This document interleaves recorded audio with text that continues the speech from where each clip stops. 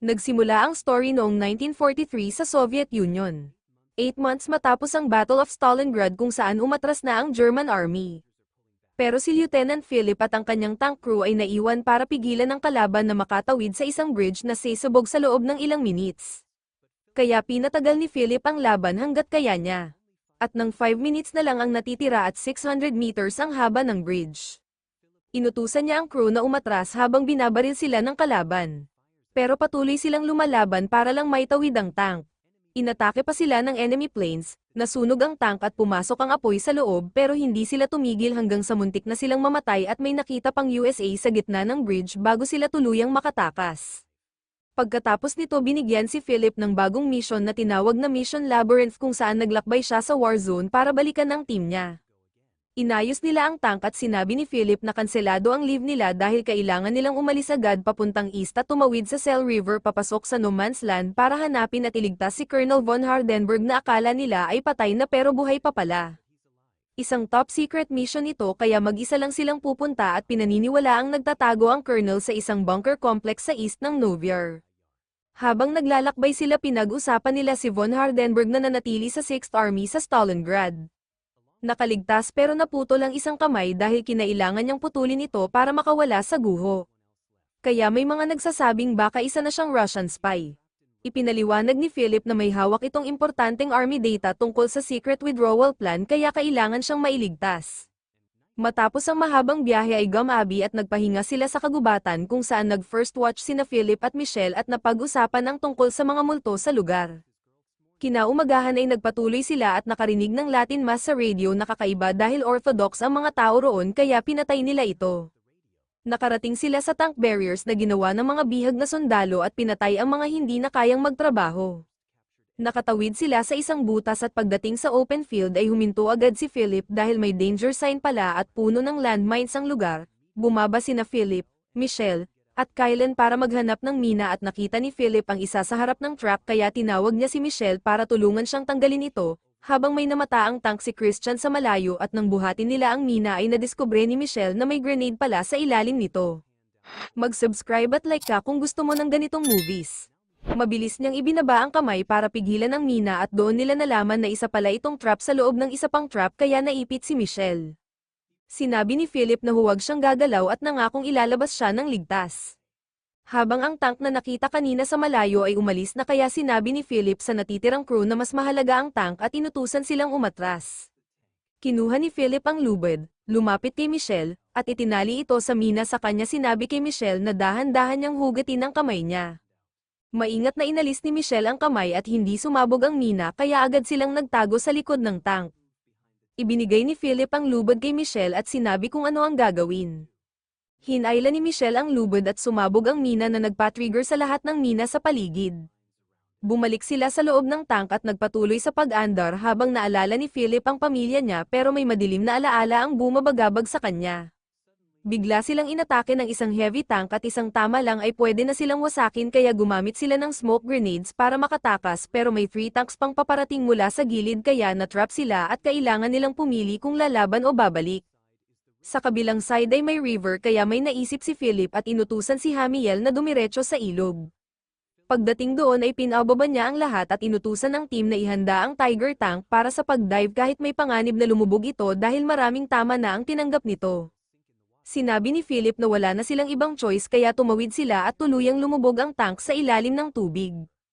Inutusan ni Philip si Hamiel na ihinto ang tank dahil masyadong maingay ang engine at makikita ng kalaban ang exhaust. Tumanggi si Hamiel dahil baka hindi na mag-start ulit ang engine at malunod silang lahat pero pinilit ni Philip ang utos kaya pinatay ang engine at nanatili silang nakalubog habang naririnig ang mga enemy tank sa itaas hanggang sa makadaan ang mga ito. Nagpa siya si Philip na manatili pa sa ilalim para mas safe pero makalipas ang ilang sandali ay nagsimulang pumasok ang tubig kaya nagdesisyon silang umahan. Ilang beses sinubukang paandarin ni Hamiel ang engine hanggang sa tuluyan itong mag-start at nakatawid sila sa kabila ng ilog. Pinatay ni Philip ang engine at lahat sila ay bumaba para huminga ng maluwag.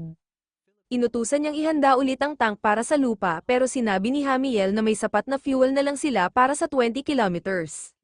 Nagpatuloy sila sa mission kahit gabi na at habang naglalakbay ay naalala ni Philip ang nakaraan at ang dating pagkakaibigan nila ni Von Hardenberg na nauwi sa isang hindi niya kinukwento. Binigyan niya ng pervitin ang lahat at sinabi na kailangan nilang bumiyahe buong gabi maliban sa radio operator. Maya-maya ay may nakita si Philip kaya pinahinto niya ang tank at pinatay ang engine. Napansin niyang sarili nilang mga sundalo ang nasa harap kaya pinaandar niya ulit ang tank at nagpatuloy sila hanggang makarating sa lugar kung saan inutusan niyang bumaba ang lahat at sumama sa kanya sa commanding officer. May mga sundalong humihila ng mga tao, may mga apoy sa paligid, at nakilala nila ang Senior Assault Unit Leader na si Krebs kung saan humingi si Philip ng fuel at supplies at nang tanungin kung ano ang ginagawa nila roon ay sinabi niyang nasa isang secret mission sila, habang nakikita niyang may mga sundalong sinasaktan at itinutulak ang mga lalaki at babae papasok sa isang bahay, at sinabi ni Philip na sinabi sa kanya na wala dapat ibang tropa sa lugar na iyon. Sinabi ni Leader Krebs na ito ang tunay nilang secret mission at kailangan nilang linisin ang lahat ng lokal na villagers na pinaghihinalaang sumusuporta sa mga partisan. Kaya ikinulong nila ang lahat sa isang lugar at sinunog ang bahay para makatipid sa bala. Isinara nila ang huling mga taong naiwan at sinilaban ang bahay habang lahat ay nasusunog ng buhay at pinapanood lang nila ang apoy. Sinabi ni Krebs na alam niyang naaalala nila ang apoy na iyon dahil pare-pareho nilang naaalala ang araw na muntik na silang masunog sa bridge.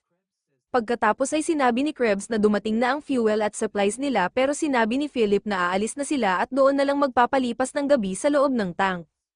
Kinuha nila ang fuel at supplies at kumain sa loob ng tank pero si Philip ay hindi kumain at hindi rin uminom. Nagkwentuhan sila kung saan sinabi ni Weller na dati siyang winemaker. Si Kilig ay Latin teacher, at si Hamiel ay train driver.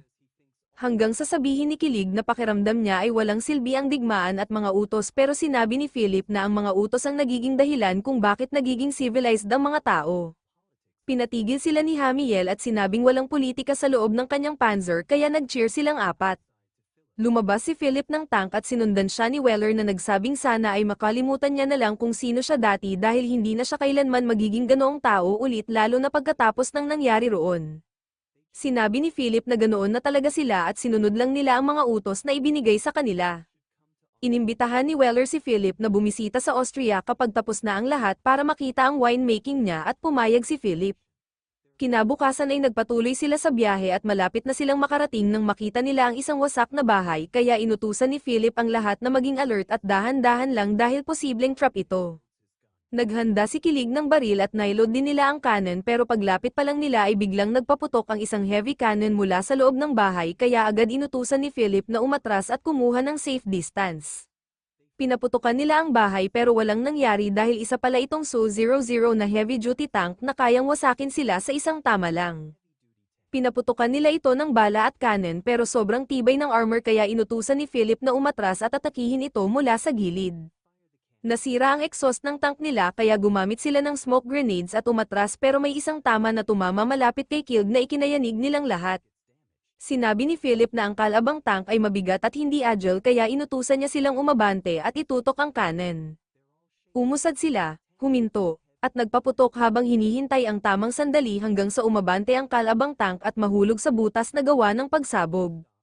Doon inutusan ni Philip na magpaputok at tuluyan nilang nasira ang tank pero nasugatan si Kilg dahil may splinter mula sa direct hit na tumusok sa kanya at wala na siyang gaanong oras.